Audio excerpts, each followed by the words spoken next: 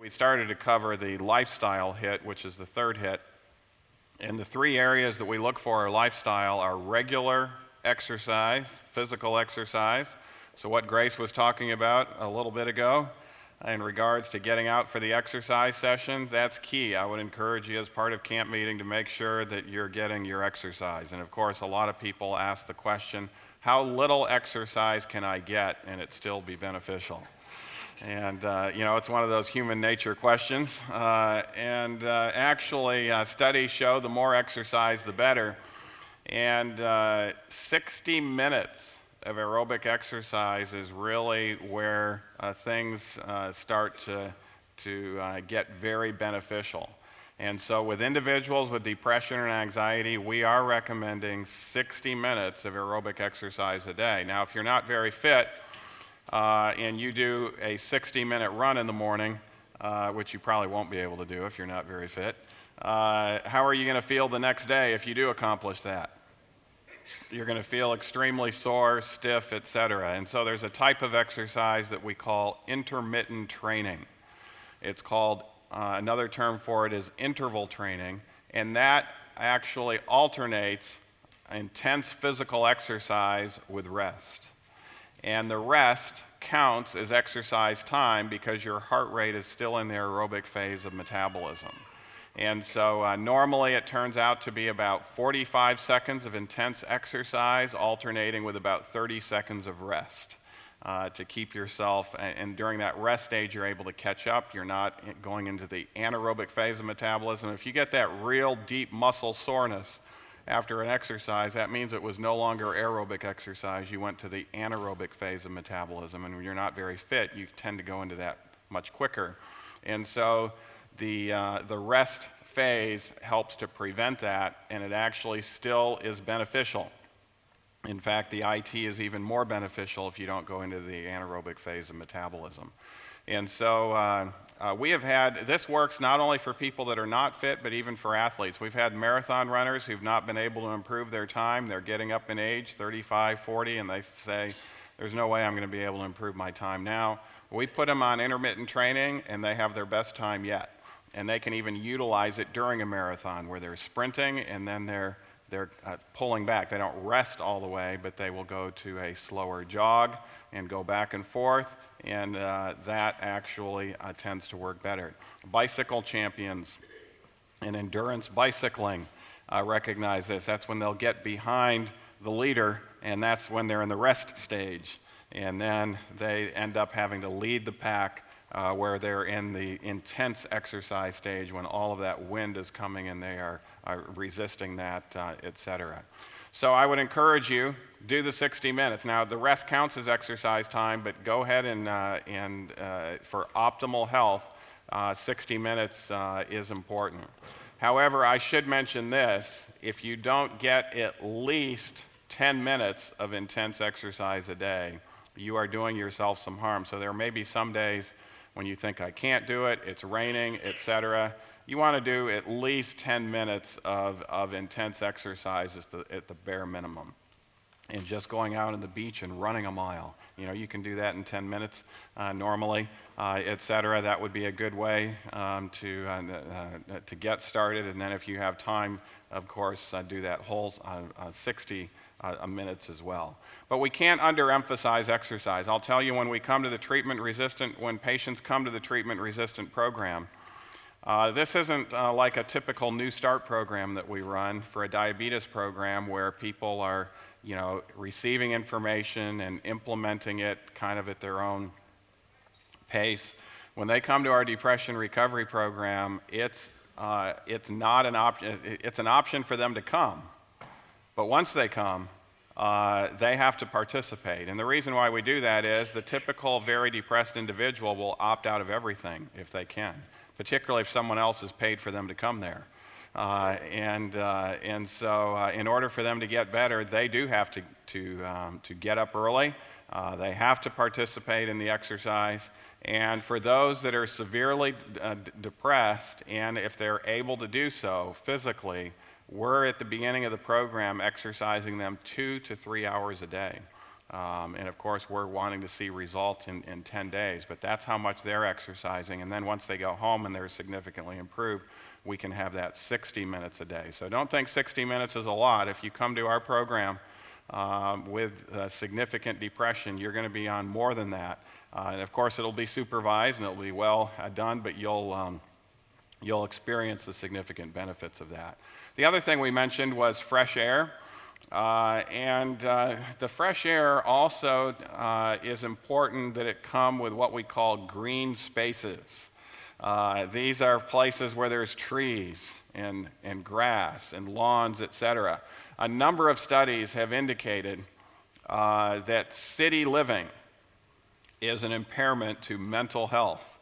When you're just around concrete, and you're just around buildings, and you're just around a massive section of humanity, and you walk down the street and it's sensory overload, there's no way you can take it all in.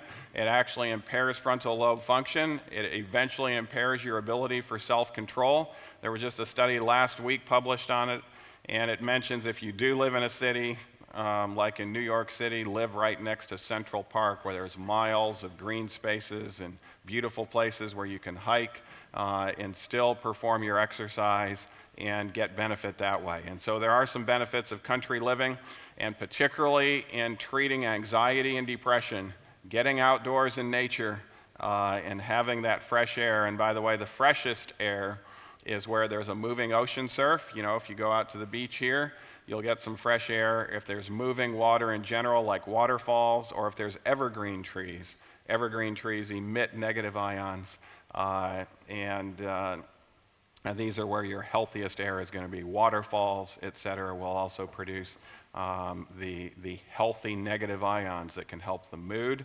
And in our part of the United States, in Oklahoma, you might have heard about some of the tornadoes there recently, but one of the advantages of living in Oklahoma is thunderstorms. Right after a thunderstorm, if you go outside and breathe in, you can actually breathe in those negative ions, and it's actually invigorating. People like to go out and just breathe in that air because of the fresh air that results post-thunderstorm, as long as there hasn't been a tornado. And most of the time in Oklahoma there isn't tornadoes, they're just thunderstorms. But of course the tornado will stir up a lot of bad air, dust, etc., so you wouldn't want to go out there after that. And then the third aspect of the lifestyle is light therapy. We do need bright enough light through the eyes, and indoor light is not bright enough. You need to have outdoor light, preferably 60 minutes of that a day for optimal serotonin levels for the frontal lobe to function better. Now, the fourth hit category is up on the screen, circadian rhythm hits. And this is, let's see if we can get my clicker to work here. Maybe not. Regular insomnia would be a key that you have a circadian rhythm hit.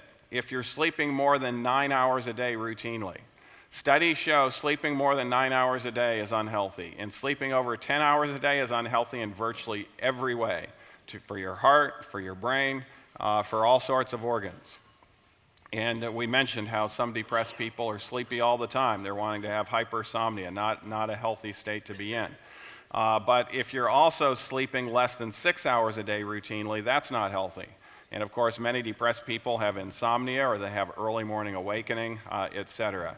If you have those symptoms, chances are you have what's called a circadian rhythm hit. And the best circadian rhythm for the brain, by the way, if you're undergoing shift work, I don't know how it is in England, but I know how it is in France, because the French took over our major corporation in Ardmore, Oklahoma, that made tires. It used to be called Uniroyal. Now it's called Michelin. And when Michelin took it over, they instituted shift work. And the French like this. This is where you're on day shifts for 4 weeks, and then you're on midnights for 4 weeks. And then you're on a combination of afternoons and then midnight weekends, etc. And they think their productivity goes up by getting rid of the slothful just weekend workers or just the night workers, etc., by shifting everybody on a new shift every 4 weeks. And what do you think has happened to their medical bills in that plant since that's happened? It's gone up significantly. Of course, their rates of depression have gone up, anxiety have gone up as well. And, but they somehow feel that the productivity actually outweighs those increased costs. They know those costs go up. But yet they're still able to produce a lot of good tires in our plant there in Ardmore, Oklahoma. But many people don't have shift work, but for many depressed people, they're all over the map on when they go to bed and when they get up. They don't have regular times for eating and sleeping, and so they're putting themselves on the shift work, even though they don't work for Michelin. And so not having regular hours for sleeping and eating is a sign of circadian rhythms. And many people tend to get off, particularly on weekends. They'll change their bedtime schedule and wake-up schedule by hours on weekends, and then Monday morning they'll look like that picture up on the screen as they're trying to get up, and they'll wonder why Monday mornings are so blue. And it's simply because they got themselves way off schedule during a weekend. And so it's good to try to get a regular schedule that is healthy enough that you can also keep to the weekend. Not that you have to keep it to the minute, but at least an hour or so would be very helpful there. Now, the best circadian rhythm for the brain, let me see if I can mention this. No, I think I left that slide out. The best circadian rhythm for the brain is early to bed, early to rise. And there's a couple of things that are important. You set your body clock by light therapy. So anyone who has a circadian rhythm hit, we are putting them on bright light therapy at 6 o'clock in the morning. And that means blue sky. I notice you can actually get some blue sky here at 6 o'clock in the morning this time of year. And so you wouldn't necessarily need a medical grade light box, but I can tell you in the wintertime you will. Winter depression is much more prevalent in Great Britain because there's not a lot of sun in the winter. And it turns out that you do set your body clock by light therapy, and so we would recommend if you have a circadian rhythm hit and you're having issues with mental performance that you invest in a good medical grade light box. And the good medical grade light box actually simulate the same wavelength of the blue sky. They're 480 nanometer wavelengths, and it's designed in such a way where it does produce good serotonin levels in the morning, helps to set that body clock, and within 7 days you are now tired at night and you're ready to go to sleep, and you sleep a lot better. If you have problems with early morning awakening, you correct that by having an afternoon light exposure at about 3 p.m. That will actually help you to stay asleep. And so often we're doing the light therapy twice a day. If you're having trouble going to sleep, it's light therapy in the morning. Having trouble staying asleep, light therapy in the afternoon. And then light therapy also helps a very common problem called premenstrual dysphoric disorder. It is the number one therapy for it. It is women that as soon as they ovulate in mid-cycle, their mood gets sour significantly, and crying spells start to happen, and irritability and those sorts of things. You can even see the countenance on their face change as soon as ovulation occurs. And it's really due to the progesterone component of what is happening there. And light therapy is a very beneficial preventive in premenstrual dysphoric disorder. And you get that light at 7 p.m. in the evening. So there's an evening light therapy that helps for the PMDD. Now, they don't need to do it all the time at 7 p.m. They just need to do it from mid-cycle to day 3 when their menstrual period begins. And it's kind of interesting when we take a look at successful individuals, mentally successful individuals, you will see a pattern develop, and you'll see it really in every country, and you'll see it in every city, even in our city itself. It's kind of interesting. Our town of Ardmore, Oklahoma, when the city fathers get together to plan on what they're going to do with the community and advance it forward, they will hold their meetings at 6 o'clock in the morning. Why do they do that? Because all of those successful individuals are on an early to bed, early to rise program. And so it does indeed improve your success. I can tell you, I told the young people yesterday about my own experience when I changed my bedtime to early at night and then getting up early in the morning. My grades went up significantly, even taking more difficult classes. And what happens is you get a nice melatonin peak when you do that. You're able to make double the amount of melatonin, and melatonin helps for you to retain what you've learned that day and help to put it into long-term memory. And there's some good evidence that this was the circadian rhythm of Christ. If you remember, the Bible states in Mark 1:35, and in the morning, rising up a great while before day, he went out and departed into a solitary place and there prayed. And so he was up even before the sun came up. And that really is the best program as far as optimal mental performance. Going to bed around 9 p.m., getting up at around 4 a.m. Is a healthy program. Now, the only successful individuals that are not on this program are the entertainers, because entertainers have to entertain at night. And entertainers have much higher rates of depression than other occupations, to a large degree due to this late night experience. And what happens with people as they begin to experience depression, they will actually even go to bed later and later. They'll call themselves nighttime people, because I'm not a morning person, I'm just a nighttime person. And they don't realize it's not because they're programmed to be a nighttime person. We can program, everyone that comes to our program with major depression pretty much calls themselves a nighttime person. But within 7 days, utilizing light therapy and utilizing exercise and early to bed, early to rise, they are morning people, and they can't believe it when they leave there. They are refreshed in the morning, they're ready to exercise, they're ready to move. We don't have to have any alarm clocks to get them up, and when 9 o'clock hits, they are ready to hit the sack, and they sleep deeply and get that nice restorative sleep again. And so you can easily program someone over the right way in regards to light therapy. In fact, even on jet lags, I don't know if Paula, for those of you taking the afternoon seminar, Paula utilizes her light box even before she comes to Great Britain, so she's already on your schedule and ready to not have jet lag when she comes here, etc. So there's ways in which you can utilize light to even move across the world in a much more positive way as well. But another advantage of being up early in the morning, nobody is texting you, nobody is calling you. You can have some good, serious devotional time, some good, serious study time. And even if you live in a dorm, no one's playing their rock music at 4 o'clock in the morning. By then they finally have gone to bed, and so you don't have to have that inhibitor as far as the noise pollution, etc. So there are some significant advantages to the early to bed, early to rise program, and I would encourage you to try to take advantage of that. Well, hit number 5. We've covered now genetic, developmental, lifestyle, circadian rhythm. And actually, one other aspect of circadian rhythm, light therapy improves luteinizing hormone in the brain. Luteinizing hormone is what helps female hormone levels. In fact, if you have irregular menstrual periods, the best way of correcting it is actually light therapy. You'll get a nice peak in LH, and you'll make much more healthier amounts of estrogen and progesterone, and you'll get on a regular cycle again. But it also helps testosterone levels in men.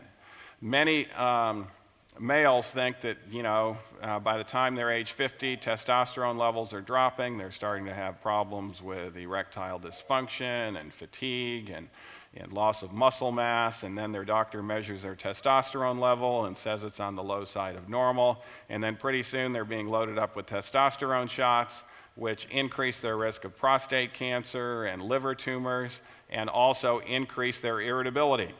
There's a reason why a lot of these sports heroes getting these testosterone steroid shots are very irritable and fly off the handle, and that is they're getting an exogenous form of testosterone that isn't near as healthy. What the studies show very clearly, and we've shown this even in our own patient population, the best way of getting your testosterone back up to normal, light therapy in the morning.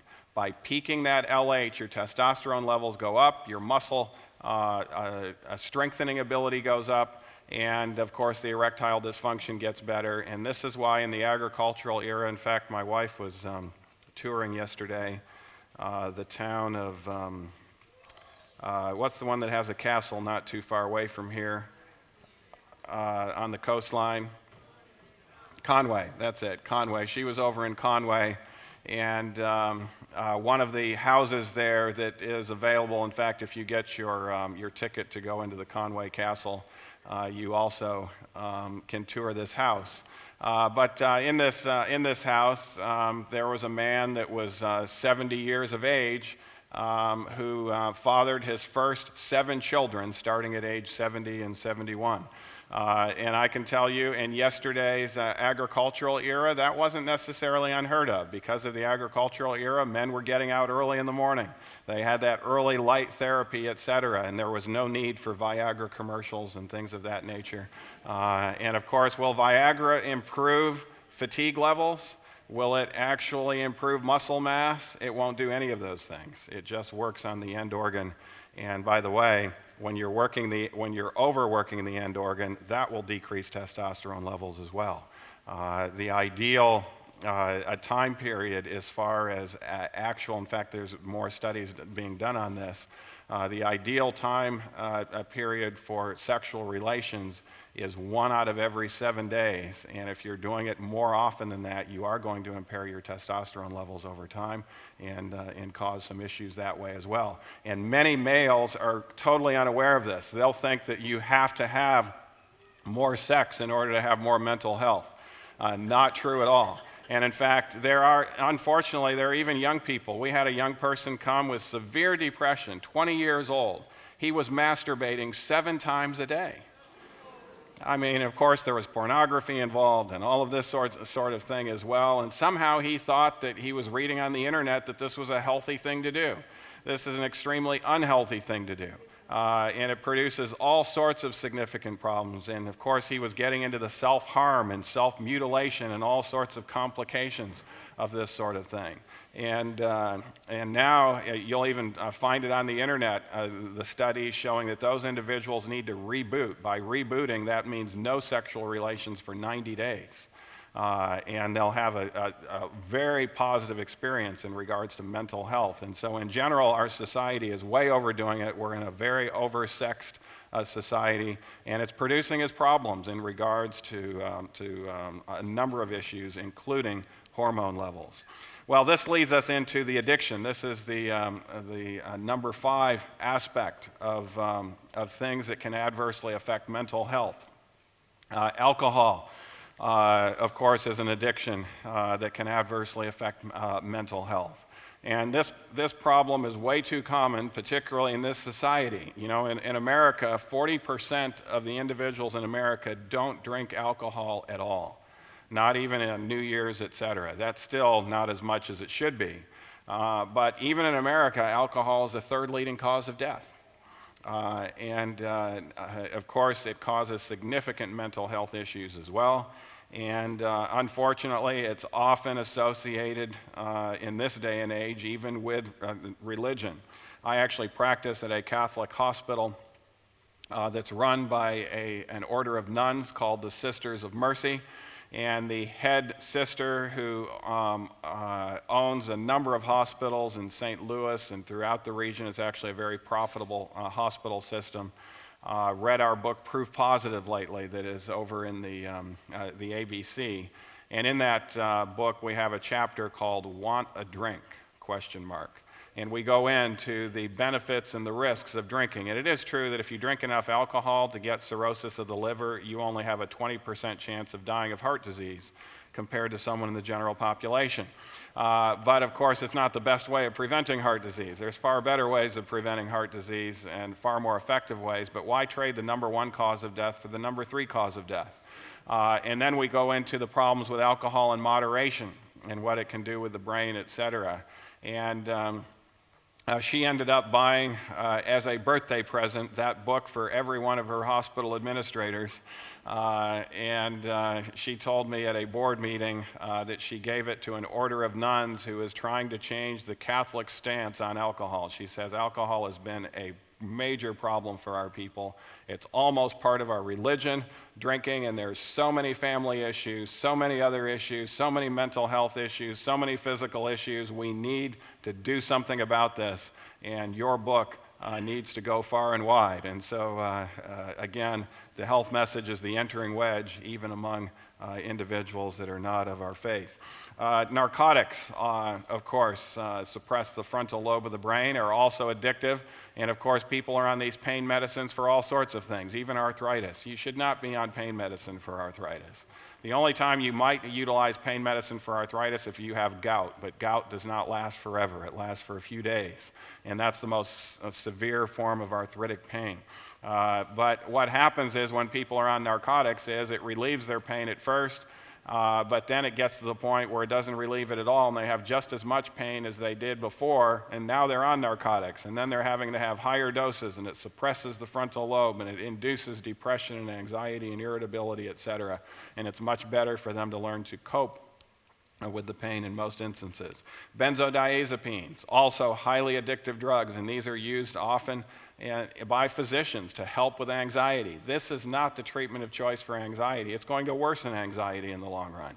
And these are drugs like Xanax and Ativan, lorazepam, all of the ones that end in AM, the PAMs that are significant in regards to adverse mental health. Cocaine and amphetamines, of course, suppress the frontal lobe. Sugar, actually, we mentioned that the other day, where at first it actually seems to improve serotonin levels, then produce its nadir, and it's a setup for addiction. And many people have that sugar addiction. We already mentioned chocolate earlier. But then there are non-substance addictions, like gambling. Is that a problem in Great Britain? There's some, we mentioned chocolate, 4 times more likely in females to be addicted. Gambling, is that more male or female? It is more male. It's 2 to 1 males, but females can get highly addicted to it as well. And it produces all sorts of issues and problems. So it doesn't need to be a substance addiction. Entertainment, television, or movies. Yesterday among the young people, I showed them the evidence of how this is actually pretty addictive, and it does suppress the frontal lobe of the brain. The rapid scene of reference change. There have been over 3,000 studies done on the effect of entertainment television on the mind. Over 300 books have been written on the subject. And they all show a significant decline in frontal lobe function, decreased interest in reading, learning, spiritual things. You will double your risk of academic failure by just watching television 1 hour a day, the studies show. And this is something, again, it's that overstimulation aspect of things, but it is something that is addictive, and that's why when they come to our program, there is no TV in their hotel room. In fact, they're kind of shocked. They walk into their hotel room and what? No TV?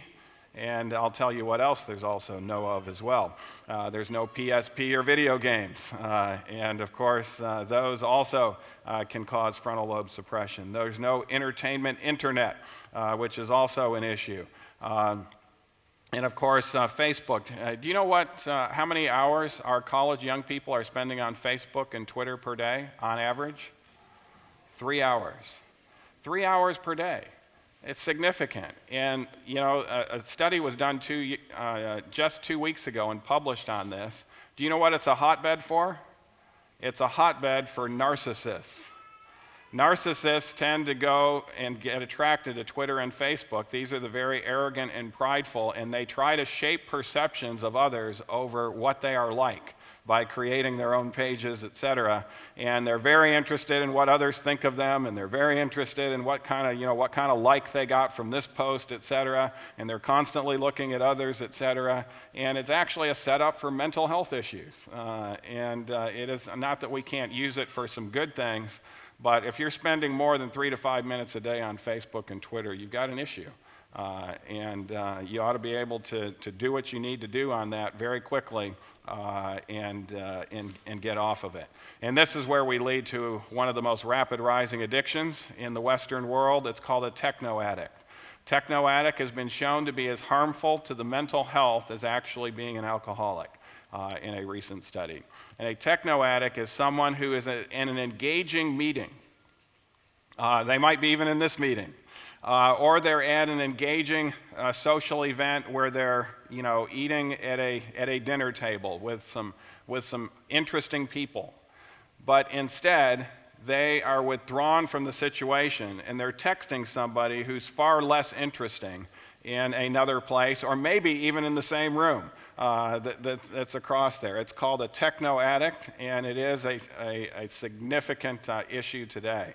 And that's why when they come to our program, they actually give up their cell phones.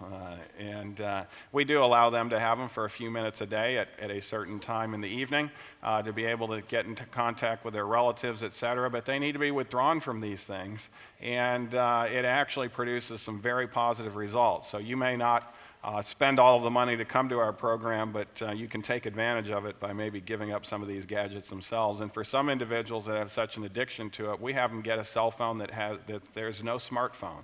They can't get internet. They can just make a call if they need to. And by the way, you save a lot of money if you get those types of phones as well. It's very economical. Sports addictions, competitive sports can be a major addiction as well. And one that there's a lot of addictions that are fueled from it. Pornography. Has this become a major problem in our society? Yes, this is something that men used to have to be able to go out in public and kind of announce themselves by buying magazines or videos, etc.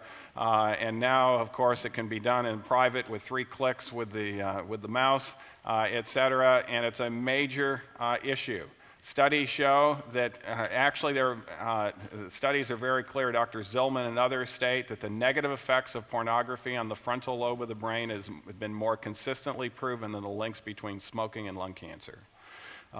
It is significant. It causes a decrease in empathy, a decrease in emotional intelligence. They'll actually begin to emotionally shut down in 6 weeks. They'll start to fly off the handle and have temper issues, etc. And it's not just a male problem. It is 10-to-1 male, but the females are starting to pick up on this as well, and it can be an issue for females as well. And of course, that's when often it's associated with masturbation and some of the issues that we've already talked about. And of course, deviant sexual practices. I'm here to tell you that homosexuality is actually an addiction. It has to be treated as an addiction. And there's some physiology behind it. We won't get into it today for the physiology session. But I mentioned yesterday 1 homosexual experience for a male, and they're bisexual, 3, and they're exclusively homosexual, and it has to do with the physiology and the quotes, tighter hole, etc. But it is something that has to be treated as an addiction, and it can be overcome. We have many lesbians and homosexuals that have come through our program. We don't address that up front. Often they're from different faiths, different backgrounds, etc. But after about 7 days on our frontal lobe enhancement program, they start asking us questions themselves about this.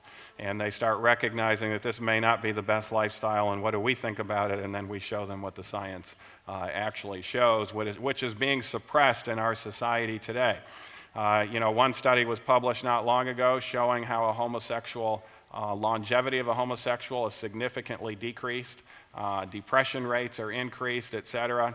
And that study was published, and the publishing magazine as well as the publishing author had to write a letter of apology in regards to revealing the facts about this, that they were thought to be bigoted and even equivalent to a racist because of what they stated in regards to factual data in regards to homosexuals. And so this is the society that we are living in, where it's almost impermissible to state accurate things in regards to things like that. And the Bible has a term for addictions. By the way, here's another one: cutting. The self-mutilation. This is rapidly rising in our society, and it's not because people are trying to commit suicide. They're doing it as a release. It's like popping a Xanax pill where they see the blood and they have this sense of release. We have cutters in virtually every one of our programs, and they are able to overcome. We've had cutters that were cutting for 15 years and told us they were never going to be able to overcome this. They had scars all over themselves, and they were able to overcome. We've had individuals that were so severe mutilation that they burned themselves and actually had to have skin grafts in regards to the self-mutilation and extensive types of injuries. This has to be treated as an addiction, and it will work if treated in the right way. The word that is used in Scripture for addiction, what is the word? Rebellion. When you see that word rebellion, addiction isn't in the Old English language, and there's another term that's used for it as well. These things that are addictive and actually impair our ability to function are also known in the Bible by another word called an abomination. And so whenever you're reading the Bible and you see those words, that's what it's talking about there. And it's something that in order to optimize our mental health, we need to have a grips with. And it requires a process for overcoming that includes a firm decision to give it up. It has to be a personal choice, and it also has to be accompanied by spiritual renewal. It's very clear that these addictions are like cords of steel, and without a spiritual awakening, the person is doomed to failure when they have these addictions. And so this is why our program is a comprehensive program that includes that spiritual aspect of things. And often the term that's used even in Alcoholics Anonymous is let go and let God. In other words, recognizing that you don't have the power yourself, you have the will, you have the decision, you have to have that firm decision. But the power comes from outside of ourselves. Now, hit number 6 is nutrition. And good, we still have some more time to deal with the last 4 hits. But nutrition is an area that is often overlooked. And today, I'm not going to go into an extensive nutrition in the brain because we're covering all these other hits. But I wanted to show you something that is a major player in regards to depression as well as anxiety. And it's called high cholesterol, hypercholesterolemia. Patients with major depressive disorder have been shown to have significantly higher cholesterol levels than healthy adults. Patients with major depressive disorder, that's what MDD stands for, have a poorer prognosis for treatment response. And so we measure everyone's lipids when they come into the program. And what hurts the heart, it turns out, also hurts the brain. And high cholesterol is bad for both. And even if you don't have plaque buildup, it's not good for you in regards to mental performance. And so we educate in regards to the cholesterol that's in foods. How much cholesterol is there in fruits, grains, nuts, and vegetables? No cholesterol. In fact, if you want to see if a food has cholesterol or not, just read the ingredients. If it's totally plant-based, it has 0 cholesterol. But even skim milk has some. Non-fat or skim milk has 4 to 5 milligrams per cup. 2% milk, 18 milligrams per cup. Whole milk, 33 milligrams a cup. And then the only exception to the animal product rule is egg whites. Egg whites do not have cholesterol, but mayonnaise will. Ice cream, 29 milligrams. Just 1 tablespoon of butter, 31 milligrams of cholesterol. But notice the egg yolk, 213 milligrams of cholesterol. If you are eating eggs, you need to throw out that yolk and just have the whites. It does have a role to play in regards to cholesterol. Now, this is what the world is confused about. They think tuna is part of the plant kingdom and has no cholesterol. Tuna is part of the animal kingdom. It has a liver. It produces cholesterol. And studies have clearly shown that if you put a plant-based vegetarian on fish, their cholesterol levels invariably go up across the board. Tuna has it, clams 57 milligrams, crab 64 milligrams, and then chicken breast without the skin, this is just a 3-ounce serving, 73 milligrams. This if you scrape the fat and the skin off. In other words, you're a healthy chicken eater. And so you scrape the fat and the skin off, you have 73 milligrams. Pork, 76, beef, 80, and if you don't scrape the fat and the skin off your chicken, it actually has more cholesterol than pork and beef. And a lot of people are unaware of that. Chicken is not a healthy food as far as mental health or as far as vascular health is concerned.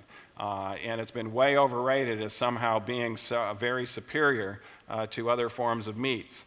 And of course, a lot of people think seafood is the way to go, but oysters 84 milligrams loaded, sardines 120 milligrams, shrimp 165 milligrams of cholesterol.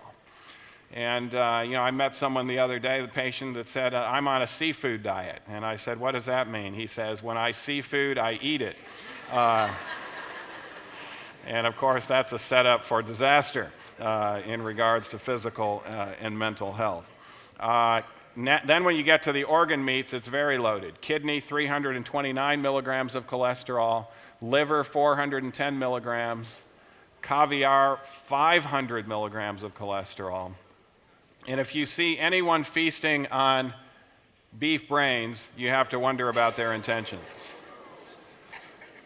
1,697 milligrams of cholesterol. And so cholesterol in the food is important. And I'll tell you it's important for two reasons. Cholesterol in the diet raises your serum cholesterol. But it's also important for another reason, and that is cholesterol in your diet tends to be oxidized. This was an interesting study. New York, right off of Long Island, there close to New York City, about 30 miles from it, is a famous medical school. And in that medical school, Dr. Bruce Taylor was one of the head pathologists. And medical students in that medical school have to publish a study, that gets accepted by the peer review literature before they're able to graduate. And so, these junior and senior medical students came to him and said, we've got a study. We're going to feed rabbits and monkeys pure cholesterol for a few weeks and see what happens to them. And he says, okay, why are you coming to me? He said, well, we were told you're the cholesterol researcher, that you might know where there's some cholesterol to feed these rabbits and monkeys. And he said, yeah, well, I've got pure cholesterol. It's over there in the bucket. It's been there for a while, but it's pure. You can utilize that. And so they began to feed pure cholesterol to rabbits and monkeys, and within just a few weeks, these rabbits and monkeys began to develop strokes and heart attacks, and they looked at their arteries, and they were plugged up and significantly damaged. And they came back to Bruce Taylor and said, this is what happened. We knew cholesterol was bad. We didn't know it was that bad.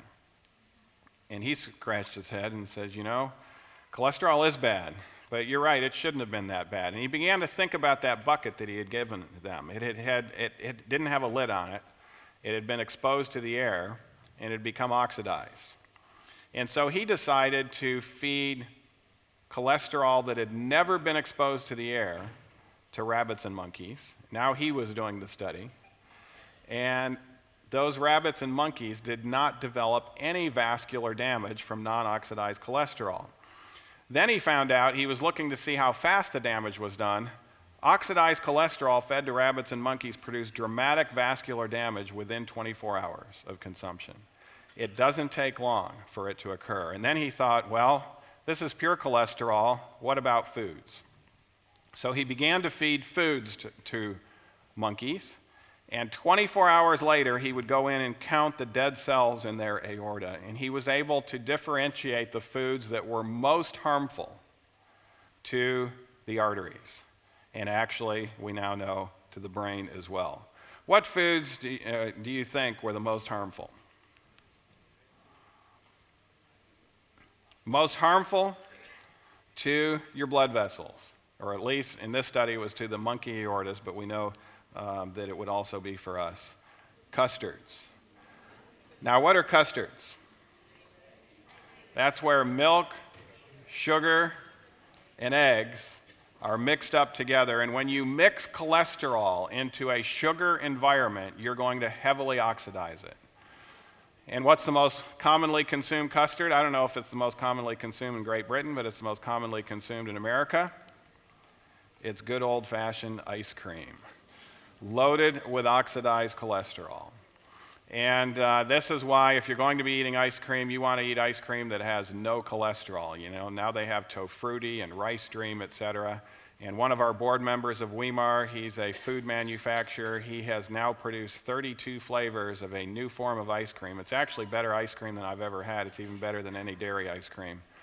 I asked him what he was going to name it, because he can't call it ice cream, if it doesn't have dairy milk in it.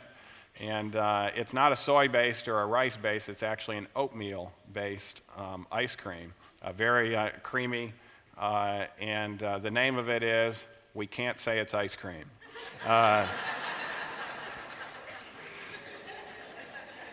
And it's just been released in America, and I'm sure it's coming to Great Britain here as well. Number 2, pancake mix. What's pancake mix primarily? It's powdering eggs. So you're powdering eggs, you're oxidizing all that cholesterol in the eggs. And the third most damaging was Parmesan cheese, powdered cheese, actually tied, this is not a misprint, tied with lard as being the third most damaging.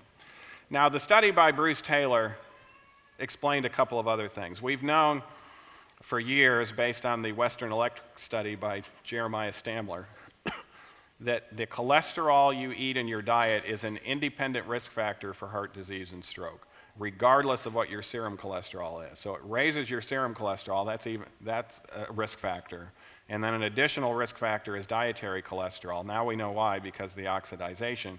What your own liver produces tends not to be oxidized if you are eating enough fruits and vegetables as far as the having antioxidants on board. But it also explains something else. Infants.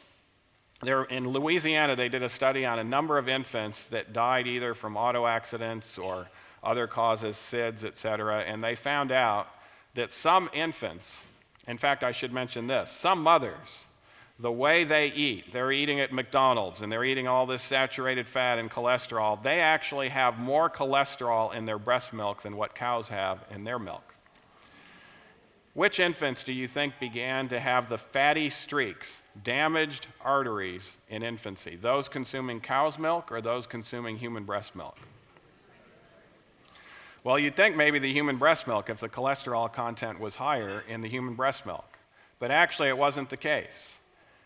Consuming human breast milk that even has high amounts of cholesterol is not at all damaging to infants. Why is that the case? It has to do with the way the infants are consuming it. It's directly from the nipple, it's not exposed to the air, and it's not harmful to them. And so the best way for you to drink your cow's milk would be go down to the barn and get it straight.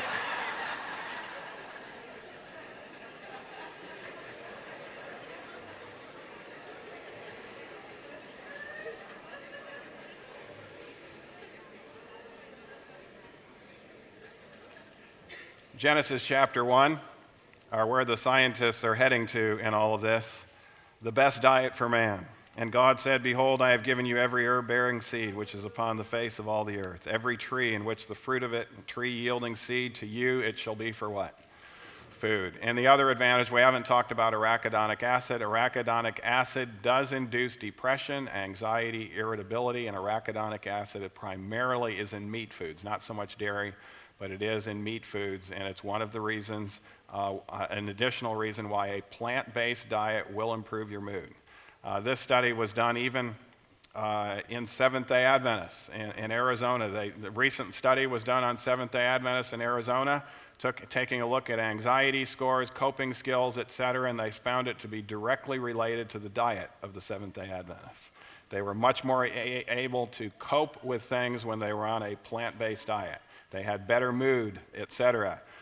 They were actually more accommodating to others, et cetera. And then these were non-Adventists actually studying the Adventists in Arizona, published by a group of non-Adventist nutritionists.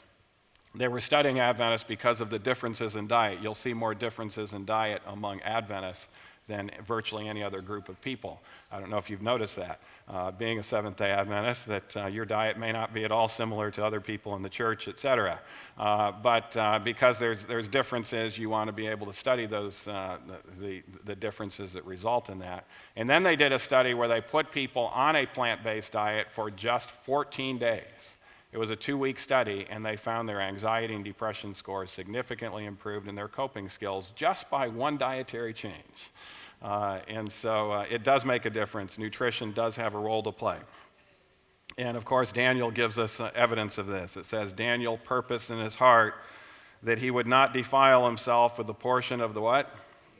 The king's meat, nor with the wine which he drank. Therefore he requested of the prince of the eunuchs that he might not defile himself. And some people might say, well, you know, we don't really have the king's meat anymore, but, you know, not too far away from here, I saw a Burger King.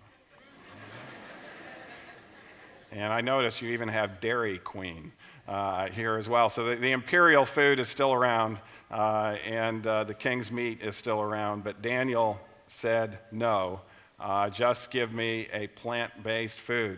And of course, the servant thought, well, if we do this, my own head's going to be in risk. So Daniel proposed the first prospective epidemiological study ever recorded in human history. Prove thy servants, I ask of thee, 10 days, and let them give us vegetables to eat and water to drink. Actually, I had some inspired help in coming up with the 10-day program for depression and anxiety, because Daniel showed that not only did they look better, verse 15 and 16 said they became healthier, they looked better, and their diet was then changed, so it was now safe to change their diet, but also the end result, it was in every matter of what? Wisdom and understanding about which the king questioned them. He found them 10 times better than all the magicians and astrologers that were in all the realm. And that was the 3-year program. So this was the long-term effects, was a mental acuity and accomplishments that were far above. Well, hit number 7 is toxic hits. I'm not going to go into that, but fish is one of the most toxic-laden foods today because of the toxins that are out there in the oceans. Mercury, if you want to know how high your mercury level is, take a look at how many fish you've eaten. It's very linearly related to the amount of fish in the diet. And of course, fish has healthy things called omega-3. And so, but fish don't make omega-3. They get it from the plants of the waters, and you can get omega-3 from plant foods, land plants as well. Spinach has omega-3. Walnuts have omega-3. Flaxseed has omega-3. So it's much better to get your omega-3, which helps the brain, helps memory, helps mood, etc. It's much better to get it from plant-based sources, and instead of the toxic-laden fish-based sources. 100 years ago, I think fish was a healthy way to get it. We didn't have mercury out there in the ocean supplies and some of these other toxins, but it's not near as healthy today. And the 8th are the social aspects. I'll just mention that the social aspects often are overblown. 9 are medical conditions, but with our limited time, I'm going to go ahead to the frontal lobe aspect of things. And it's now well established that one of the main characteristics of virtually all depressed individuals, no matter what the underlying cause, is a significant decrease in the frontal lobe's blood flow and activity. Drevitz presents compelling evidence that frontal lobe problems are the cause and the effects are the depressive symptoms.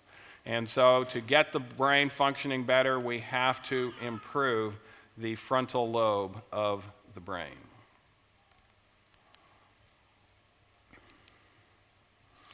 The Bible says, they that observe lying vanities forsake their own mercy.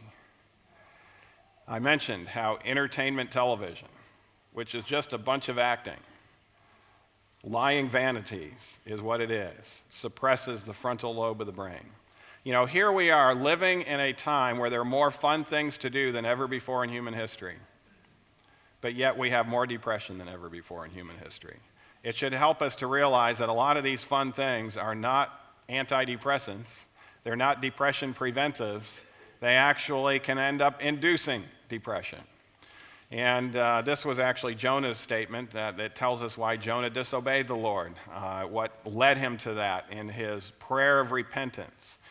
He repented from these lying vanities that he had been observing, and he recognized how it was forsaking his own mercy. And so a lot of these lying vanities also can come in the form of music, and I won't say much more about that here. If you are interested, I will be talking about IQ in music as well as emotional intelligence to the young people at 10:30, and we can go into more of this. But the 3 foundational spiritual principles that can improve frontal lobe function, good music can do it. Analytical study of the Bible can do it. And of course, this is why in our depression recovery program, no matter what walk they come from, we have them go to the spiritual session morning and evening.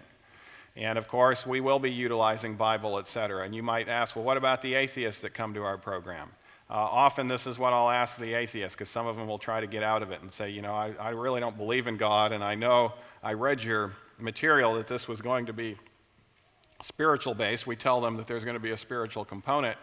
But I really don't want to attend those. And I'll say, well, let me ask you this: how secure are you in your atheism? And they'll